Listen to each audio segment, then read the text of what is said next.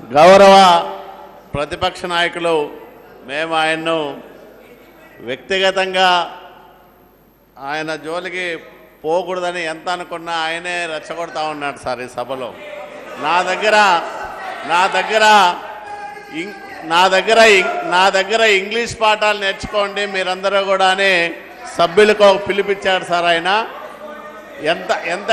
ఎంతటి మేధావి అంటే 1986-87లో హైదరాబాద్లోని శివశివాని స్కూల్లో 10th క్లాస్ చదువుతున్న ఒక విద్యార్థి మారుతి వ్యాన్లో ప్రశ్నపత్రాలు దొంగలించాడు సార్. ఆ విద్యార్థి ఎవరు అని ఎదిగితే చివరికి జగన్మోహన్ రెడ్డి అని తేలింది సార్.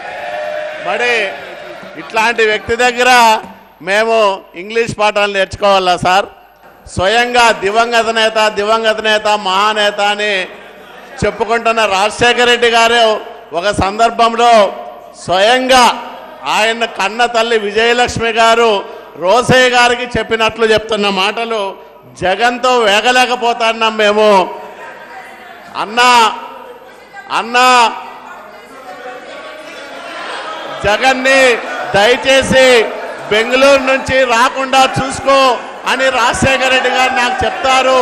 కన్న కొడుకు కదా, వస్తా ఉంటే నేను ఎట్లా వద్దంటాను ఆయనని. మరి స్వయంగా ఆయన కన్న తల్లి విజయలక్ష్మి గారు రోసయ్య గారికి చెప్పిన మాట, ఆయన ఇంటర్వ్యూలో చెప్పిన మాట మేము చెప్తున్నాం.